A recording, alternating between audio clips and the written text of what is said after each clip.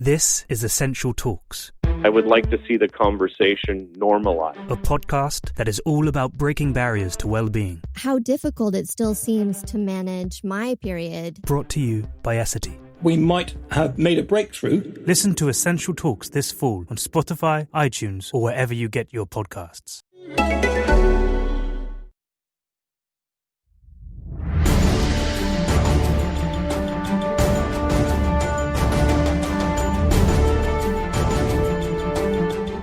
Everybody, Steve Politi from NJ Advanced Media, and welcome back to the Rutgers Rant. I'm joined as always, Keith Sargent, James Cratch. Fellas, this is a huge podcast. We have significant breaking news coming to start the show off today. I don't think we've had a development quite like this in a very long time on the Rutgers beat. Sarge, maybe you could just give us an update. What are your sources telling you about this breaking story? Well, as you know, I've been working with sources. I wanted to get at least multiple sources. I could only get one on this one, Steve. I just, for whatever reason, I just couldn't get other officials to talk to me. But my sources have told me that James Cratch has popped the question. Wow. The one thing before, I don't know what the answer was. So but I have heard that Cratch popped the question.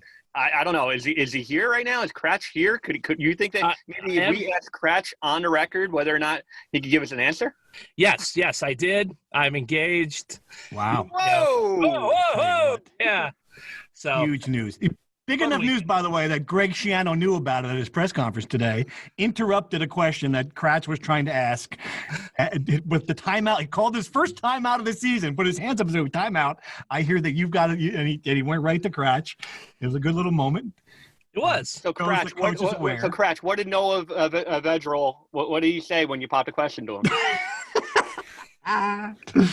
That's awesome.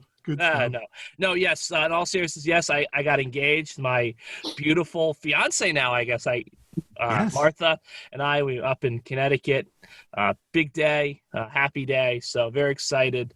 And I figure wedding planning is probably going to bring a lot of fodder to the podcast, and it's going to last a while because I can't imagine we'll be getting married next year, given the huge flux of people who are already engaged, who are supposed to get married earlier in the year. And obviously I would prefer to have my wedding not involve everyone showing up an hour early to the venue to take a rapid antigen test. So wait, when is the date now? So I think we were saying probably 2022, and I immediately pull up my phone and was like, okay, so when is the Rutgers Ohio State game scheduled for 2022?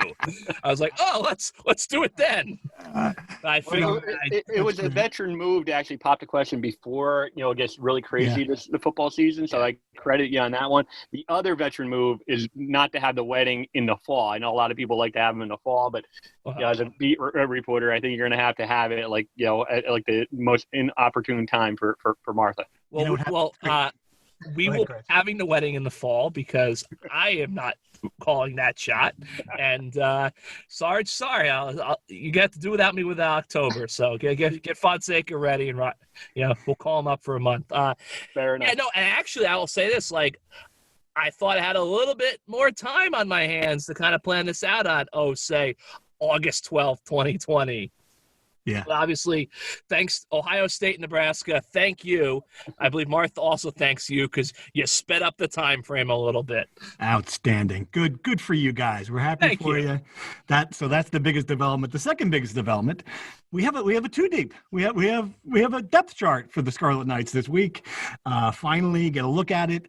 Get to see which players are where. As I correctly predicted on Twitter, there are a couple of significant oars on the depth chart, which means, of course, that Greg Schiano, for reasons related to either injuries or intrigue or just the competition is too close to call. He's not saying who's going to be the starter at a position. Of course, quarterback is one of those situations. Sarge, you've been around Greg a long time. Do you think he knows who the starter is, or is it really too close to call between Noah Vedral and Art Sikowski? I think he 100% knows who the starting quarterback is going to be. I think he 100% is going to guard that secret about as tight as anything that you'd have a better chance of finding out, like the secret, the presidential code to blow up the nuclear bomb. Trump just tweeted that, actually, so I've got that. Yeah, you might have. But there's no chance that he's gonna let that leak out. Although Cratch and I will obviously be working the sources on that as well.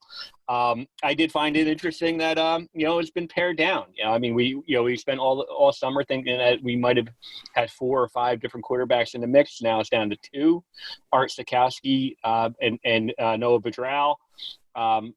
We kind of think that Noah Vedral just as a transfer from Nebraska, dual threat.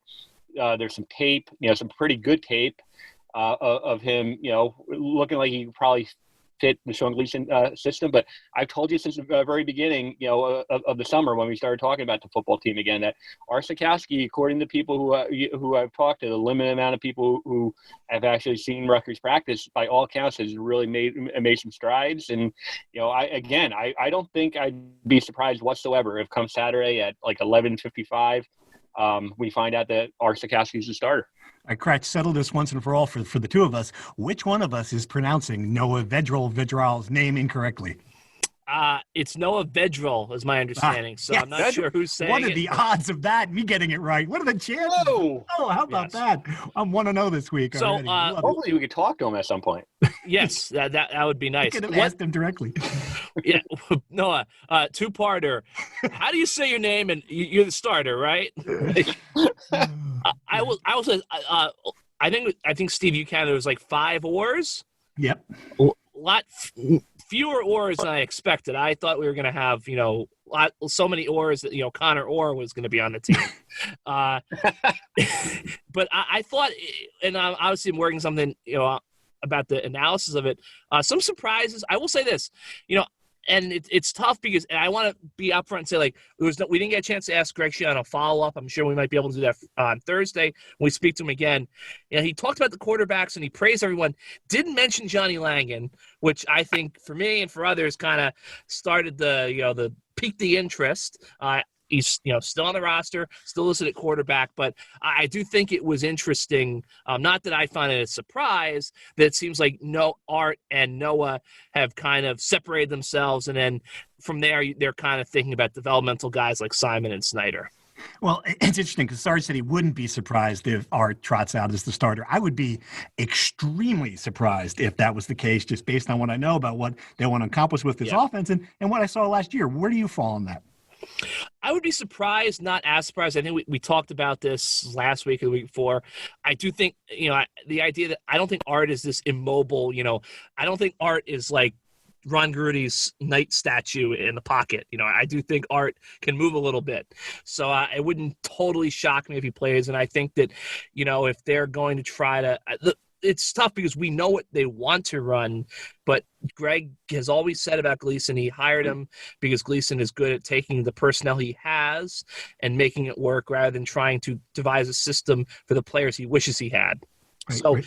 If Gleason looked at this offense and said, all the pieces point to me having Art as the quarterback, then maybe that's how Art gets in there. But I still think Vedral is going to be the guy, and I would still be surprised personally if Art is the starter, but not shocked in any way, I guess. I guess I'm just looking at it now, Sergeant, going through the depth chart. You need someone who can move back there, and you also need someone who's not going to do a 5 to 6, 7 foot step drop for passes when you've got an offensive line. And again, we kind of nailed the starters in most cases, but there's a chance that they could have a converted defensive lineman as your starting center based on this Brendan Bordner, based on the depth chart. And also they are one injury away at left tackle and right tackle from true freshmen starting. So the line has as big a question as we expected. Yeah, without question. I will say one thing about the quarterback and the reason why I think that it could be Art. If you are going to say the ultimate quarterback, what Greg Schiano wants in a quarterback, and just based on his past history of Mike Teal, Savage, another guy 6'4", prototypical quarterback. You've talked to him enough. I've talked to him enough about this. Art Sikowski fits that prototypical mold. 6'5", 225 pounds, can move. Again, Crash talked about it last week. I mean, he's underrated in his ability to actually move. And that's another reason why I think that long term, Arsikowski or that type of quarterback is what Greg wants. Again, you guys, have made really good points about Vedral being more maybe of a fit for what Sean Gleason wants to do. But again, I think Sikowski, fits that mold of what Greg Schiano wants in his quarterback. As far as the offensive line, I mean, we've said all along that this is going to be an issue. I do find it interesting that Bordner is at center. I think there's a lot of experience there, and I think he's smart. And look, I mean, if he's been doing it for long enough, I don't think it's unreasonable to think that that he'd be able to do it. O'Neal seems like he's anchored the left tackle spot. Crimmin, the left side of the offensive line is probably the strength. The right side is an unknown. Cedric Pellant at right guard. Reggie Sutton, a lot of promise at right tackle, hasn't really, I mean, I got some experience, but it's nice to see that he's anchored the right side again. Again, so many unknowns with his offensive line. They get tested right away because if Michigan State, the one thing that you think about with Michigan State is their ability to handle the trenches, and they have some pretty good defensive linemen. So we'll know right away, probably around 3:30, 4 o'clock on Saturday. All right, so Kratz, rounding out the offense, I was a little surprised at a couple of things on the wide receiver front. Not that Aaron Cruikshank and Bo Melton were starters. I'm a little surprised to see that Shameen Jones had beaten out Isaiah Washington, and with Paul Woods and Christian Dremel, the backups. What are your thoughts on that group, overall? Yeah, so I was surprised about Shameen Jones just because he's a guy who started, played all 12 games in 2018, had 2 catches for 15 yards last season, really kind of fell off the face of the earth. So, hey, good for him. He's going to have a second act, it looks like. Also get back to the line. Good for Brendan Bordner, whether he's the starter or he's the backup. When a guy is here for 3 years and doesn't do much and he switches positions, you never really expect much. You always figure that's like a last-ditch effort to get on the field. This move looks like it's going to pay off for him. He's on the 2 deep. I don't believe he's been on the 2 deep, without injuries being a factor in his time here. Cruikshank also kind of surprised me because we know he's an elite return man. We know he's got blazing speed. He didn't do a whole heck of a lot as a receiver at Wisconsin. The most work he got was on jet sweeps and end arounds. So I never thought it was a given, I understand in Wisconsin's a run-first offense, but if a guy can make plays, they're going to find a way to use him. So I never thought it was necessarily a guarantee he was going to be a starting wide receiver here, but obviously he's going to be that. And I will say Christian Dremel, there was a lot of hype amongst the fan base about him. I never really bought into it. I always kind of thought, hey, he's a guy who's flashed a little bit and people were looking for something to be optimistic about. But clearly there was some substance to the hype. But he's listed as a backup as a slot receiver. All right, let's move over to the defense. And what struck me about this, and we knew it going in just looking at the players available on the roster, but there are just so many seniors, so many upperclassmen that are going to be starting or in a backup role on this defense. That's not usual when a new coach takes over. I think I counted something like out of the front 7, 11 of the 14 players on the depth chart are seniors, which is impressive. And as our good friend John Newman pointed out, those guys can come back next year if they want to, so it's just a wealth of experience. Why don't you start, Sarge? What did you anything surprise you on that defense in the 2 deep, or anything anything just stands out overall? It's a great point, just on the amount of seniors on the defense. Greg Schiano, again, just talking to him in the past, he likes grown men on his defense. I mean, that's the one thing.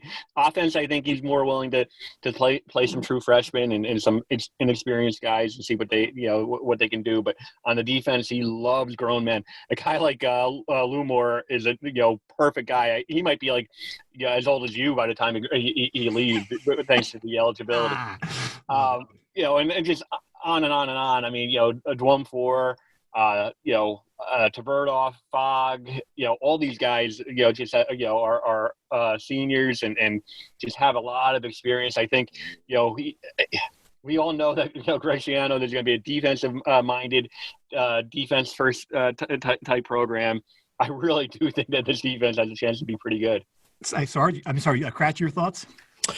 No, yeah, I think that this is a defense, I have questions about the secondary. I don't know about the depth there. I think that, obviously having Loomer be listed as a starter was big for me because, since that was such a surprise last week that he was back with the team, I didn't know, like, when did he get back? What type of shape is he in? Is he a guy who just got back a week prior and is going to have to work his way into playing shape? But clearly, he's ready to rock and roll. Robin Utretten being starting nose tackle or starting defensive tackle, maybe the Swedish pipeline that Chris Ash establishes is finally going to pay off now that he's gone. So that was a surprise. I think that linebacker looks very strong. Deion Jennings, Drew Singleton looks like one of those guys is going to start. They're going to obviously move Tyreek Maddox-Williams. It looks like 03 going back to Sam, so he'll start over Maddox Williams. Fogg obviously in the middle. But I think it could be a good defense. It's just that defensive secondary. There's not a lot of depth there. Peyton Powell, curiously, not on the 2 deep in any of the positions. We didn't get a chance to ask Greg. Hopefully we'll Thursday whether that's a sign that he's just not in the mix right now or he hasn't gotten a waiver to be eligible. But that was what really kind of struck me. I knew it going in, but to look at the depth chart, see that secondary, the wave behind the starters, that's where I think they might have some issues. Right. And all those guys are going to play, and obviously in nickel packages and whatnot. So that's good. Interesting. I did wonder when I saw the 2 deep if there was some sports columnist in Stockholm going, "Oh, I've got myself a story here. I could get to Piscataway, New Jersey, and write about the unsung defensive lineman whose name I'm not even going to pronounce after Sarge murdered Noah." He might actually get better practice access than us. Oh, zinger. I love it. All right, let's just wrap this up on the 2 deep. Who are some of the other guys that you didn't see in there? I guess there were a few that we expected, and we still don't know if it's a waiver issue or if it's an injury issue or if they just didn't earn a spot, right?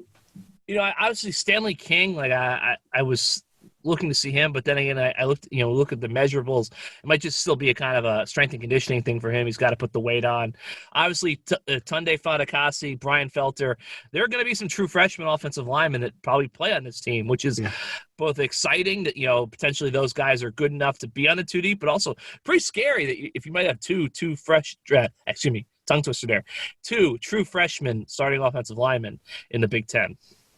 Sarge, anything you want to add? Yeah, I'll give you one. Montario Hunt, who was a guy who hurt his knee when he first arrived. He was a junior college transfer. Hurt his. Hey, sleepyhead. Why so sleepy? Oh, it's because your mattress is a bag of potatoes and scrap metal. You should try a Nectar mattress. With award-winning layers of comfort, you can sleep easy knowing you got incredible value. Mattresses start at just $499, and you get hundreds of dollars in accessories thrown in, as well as a 365-night home trial and a forever warranty. Go to nectarsleep.com. I've heard good things about him, and he's not on the 2 deep, but I have heard some good things about him. The one thing we know about this wide receiver core, they might have a lot of guys just in terms of roster spot, some guys with different levels of experience, but really not any wide receiver on this entire roster has ever done anything, of substance from a playmaking standpoint. They are going to be looking, at least early in the year to see who steps up. No matter what's happened, in practice, you can't really determine it until the lights come on. All right, moving on, guys. We had a press conference with Greg Schiano today. It was like the old school Monday game week press conference, except he was in the team room in Piscataway, and we were where we always are, sitting behind our desks on Zoom calls. He seemed like a very positive, he was in a good mood. He seemed like he liked the state of the program. He talked a lot about the logistical issues, which is going to be a big story all year. When you see what happened in Purdue with Jeff Brom getting the Rona, he wouldn't tell us what his backup contingency plan is if he gets it, although he did joke that he was going to let Cratch coach the team, which I'm sure you would do, James. I can see you jumping in there, but definitely, absolutely. What were your impressions, Cratch? You listened to him today. Did he say anything to you that stuck out? I think my biggest takeaway was kind of the positive attitude. And I think that what he kind of mentioned that he told the team, like, it's coming. Like, after all this kind of stops and starts and will we do this, won't we do this, all this stuff, they're going to play a football game on Saturday. Supposedly, as I kind of wrote in a story that I think hasn't published already, we don't really know that there's going to be a game until the ball is on the tee 12:01 Eastern time, and someone's about to kick it off.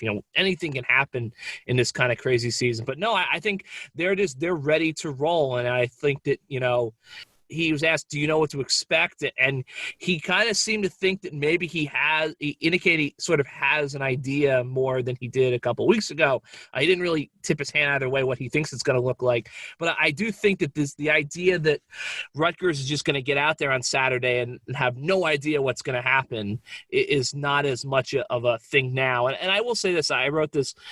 They've been on campus, with the shutdown aside for the outbreak in July, since mid-June. So I do think that they're going to be more prepared than maybe we think to play this game on Saturday. I was thinking about this, Sarge, as he was talking. If the world hadn't fallen apart, his opener back at Rutgers would have been an event, a thing. Like I talked to Ryan Hart and I talked to Ryan Neal, two stalwarts from his early teams, just about that first upset win over Michigan State 2004. And both of them were speaking so excitedly about wanting to watch this. But, they would have been two guys who probably would have been standing on the sidelines. There certainly would have been in the stadium. And I imagine there would have been 100 former players who wanted to come to this thing, the tailgates. It would have been an event. Instead, it's really just the exact opposite. It's a road trip to an empty stadium in East Lansing. It's just a completely different situation. And I wonder, part of me wonders, other than of course having to go on the road to start, if he doesn't like it that way better, just knowing him. You know what I mean? Yeah. So what you're saying is the coronavirus, this whole pandemic, is all the screw Rutgers and Greg Schiano. Of course, it's just another example of the "Are you screw?" The biggest one I can think of yet. It's right there. It's really at the top of the whole thing. Yeah. No, I agree with you. I think knowing Greg Schiano, I think he really does like the idea of maybe getting the team on the road. Now, as Cratch said, there's going to be some logistical challenges of traveling on the road. He talked about that today during the press conference. That if you've seen some of these outbreaks, it's been teams that have traveled and come back with it. So I think he's going to be on high alert. In a lot of ways, it gives them the ability to kind of just give them a bunker mentality. They'll get to the hotel, they'll get in, and I guarantee you they'll be under a close watch. And ultimately, without fans in attendance, it doesn't really give Michigan State that big of a home field advantage at all. Yep.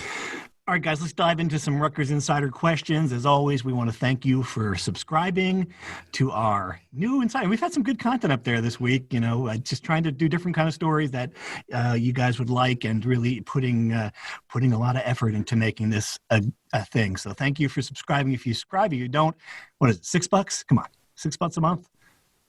That's a cup of coffee right there. Come on. All right. Let's dive in. The first one was a question we talked about a little bit. Shameen Jones beating out Isaiah Washington. The comment is, I frankly didn't realize he was still on the roster. I don't know. Are we making too much of that depth chart switch? Is it going to be a situation where they're just going to play whoever gets out there and catches the ball, Cratch? What do you think? We might be. I think it's entirely possible that, hey, if Shameen Jones is a guy who had a good camp and, this pure speculation, if they're trying to light a fire under some guys, maybe they go with that for a week. This is kind of a freebie season, and it's a first game. So I think you can kind of be creative with that. So no, I think on one hand, we probably don't want to overplay it. But on the other hand, this is a guy who, kind of didn't do much last year. And this is, I believe, 4th year in the program. So the fact that he has kind of risen up to get this starting job, even if it's just for the opener, and even if it's only maybe only a couple of snaps before he rotates out, I still think it's a sign that this is a guy who has made strides since last season. All right, another question. Ireland Burke, not on the too deep. Is this a waiver issue, Sarge? Any ideas? No idea. I did have him on my projected depth chart. I will say, that when you look at the just the defensive line, Julius Turner, is a guy who's listed as a backup. He has a lot of experience. Dwumfor I wasn't all that surprised about, but Ireland Burke is another guy that we'll probably have to talk about on Thursday. All right. Here's a question. Does Liberty thoroughly defeating Syracuse Saturday make last year's victory actually look good? Or does it just point out how the potentially big missed opportunity of the canceled game with Syracuse? Yeah, I'd go with the latter. I don't think you can ever you can't make a win over Liberty look good no matter what happens, Cratch. No, I think that you're absolutely right. I mean, I always thought before, obviously, the schedule got changed, that there was a really good chance that Rutgers was going to start 3-0, and the town was just going to be on fire with excitement. And now I actually am wondering, Monmouth may have been the toughest non-conference game they played. Wow. We haven't, I take that back. That's hyperbole. Temple has been pretty good so far the first few weeks. Obviously they've had a weird season too, not playing for so long. But no, I think Syracuse is a bad team, and I think it's, if you're Chris Ash at Texas, you're probably thinking, like, why couldn't they have struggled like a year or two earlier? Because remember, when he left, everyone thought Dino Babers was the great miss, and that he was going to turn Syracuse into an 8-9 win a year team. And now I think Dino Babers might be on the outs at Syracuse. So it's funny how these things turn. But no, the Liberty win was never impressive. And honestly, people were saying is Liberty, they're 5-0, should be in the top 25. Obviously, I have the vote. The combined record of their opponents is 2-17. Wow. So Liberty is not exactly Notre Dame yet either. All right, this is a good one. Sarge, for you, do we expect the offense or defense to have the most improvements coming into the season? I think it's relatively obvious. Sarge, what do you think? Yeah, the defense is going to be, I think, so much more of a known quantity going into it. Yeah. Offensively, we just don't know. I mean, and again, I do know that there's a lot of anticipation over Sean Gleason, what that offense is going to be all about, but I don't see a whole. I mean, Cratch, hit on Crookshank a little bit. Doesn't, really dynamic kick returner, punt returner. We haven't really seen much out of him as a wide receiver. Maybe he'll surprise. Pacheco, another guy who Greg Schiano has called a Big Ten back. I think that he could have a step up, but beyond that, I mean, we're still looking at a wide receiver core that I don't see, a ton of, just surefire playmakers going into it. And if you're just asking the question, which one is more of a known quantity, is certainly the defense. All right. Even with the upgraded roster, I am concerned about the lack of time spent playing together. Cohesion will be a big issue. Would like your thoughts during the podcast. I mean, the one thing to say, Cratch, it's going to be for both teams, at least. I mean, they're both in the same situation, both with new coaches, both with new systems. I don't know if Michigan State had more. It's been a big issue for Schiano that some teams had more spring practice and other teams. I don't know if Michigan State is one of them. But, I mean, I think you're going to see a lot of sloppiness early on. What do you think? Yeah, I don't believe Michigan State had any spring practice. And honestly, Mel Tucker got hired at Michigan State about 2 months later than Greg did. So Rutgers might even have the leg up in that situation. So look, I think obviously I'm kind of the school of thought that like cohesion and, that's almost one of the more overrated things in sports. Look, is it going to be a little sloppy at times? Definitely, given the weird way of this offseason. But I don't think it's going to be a situation where they can't line up straight or get the ball snapped on Saturday. And the final question. You're picking a top 3 all-time Rutgers football beat writers. Who you got? Present company excluded. This is a good one, Sarge. I mean, I'm gonna throw it to you first because you've been around a long time. Yeah. You would belong on this list if it weren't clearly that you're not allowed on it. So who are the 3 all-time Rutgers football beat writers? I mean, number 1 has to be Joe Calabrese. Late great Joe Calabrese. He has a plaque for those fans that don't know. He has a plaque right at midfield inside the press box. He was beloved. Yeah. The Rutgers Seton Hall basketball trophy is still named after him. Beloved, absolutely beloved, great writer. Going back through the archives, it's an incredible writer. Tom Lucci. He has to be in the mix. I mean, love him, hate him. He was a national guy for a long time though too. So he was. He was. I'll throw him on. And then I'm going to go outside the box. A guy from my old stomping grounds, Paul Franklin. Yes, absolutely. The fatherly one. Greg Schiano still reveres him. I had lunch with him, a couple of weeks ago. still toiling. So, I mean, I have to throw him in the mix just as a guy. Cover the insight ball. One of these days when we tell our great, just, on the beat stories, we'll tell the story of Paul at the insight bowl of a car running into his hotel room. We'll tell that story. I just teased it there, but we'll tell that story in length. Maybe we'll try to even have him on. But, those would be the three that I'd have. I just love right now, Kratz, that I'm just picturing, somewhere in South Orange, Ryan Dunleavy's getting into the car and he hears this question. He hears the question and he's like, well, clearly, this is Sarge is going to, and he hears Sarge say, old colleague of mine. And he's like, well, here we go. Okay, it's nice of him to say. And then he hears Paul Franklin, boom. And he just drives into a telephone pole when he hears that. I love it. Good work, Sarge. Good work. Good work. I don't really have much to add. I will say, my former partner on the beat, Dan Duggan. I'll mix too. Absolutely. Oh boy, absolutely. That's gonna cause a riot. Don't say that too loudly. The fan base might not like that answer there. All right, let's go to some predictions. We get to pick football games, gents.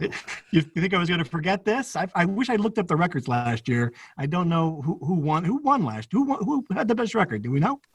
I forgot. Yeah. You forgot? 2 years ago, you went 12-0. 2 years ago, you were Alabama, is what you were. That was pretty easy, if I remember correctly, the 2 years ago, once we get through the first couple of games. And what's good about me is I'm never a homer with my Rutgers picks. I'm always, I go straight and so I'm always right up there as well. Isn't that accurate?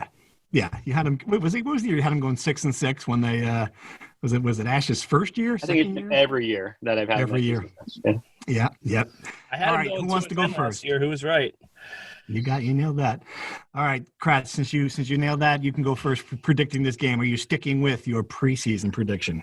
Yes. So I just pulled up the website. It looks like the Scarlet Knights are a 13-point underdog at a legal sports book in Las Vegas. And I'm going to stick with my prediction. I'm going to go Rutgers 19, Michigan State 18. Wow, okay. I think you go 1914, like the 2004 score. 1918 plague.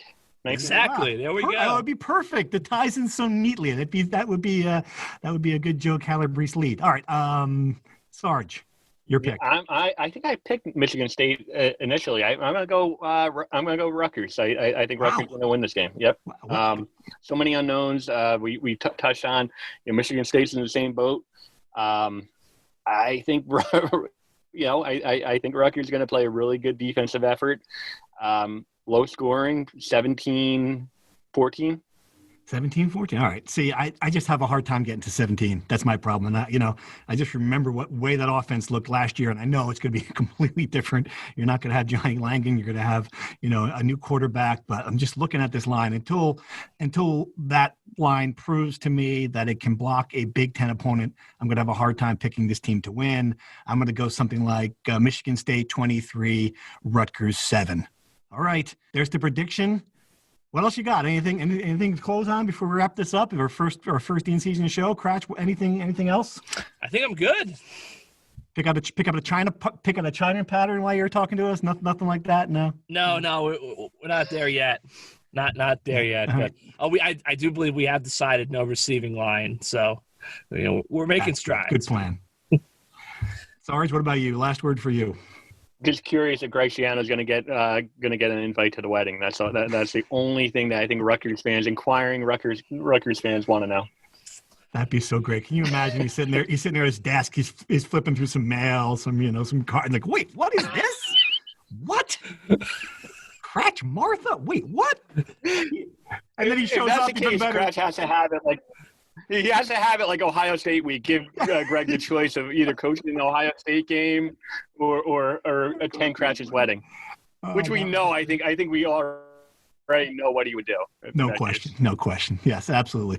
All right, everyone. Thanks for listening. This has been a fun one. Steve Politi, James Cratch, Keith Sargent signing off. We will be back on Monday next week to talk about a football game. Very exciting. Thanks for listening.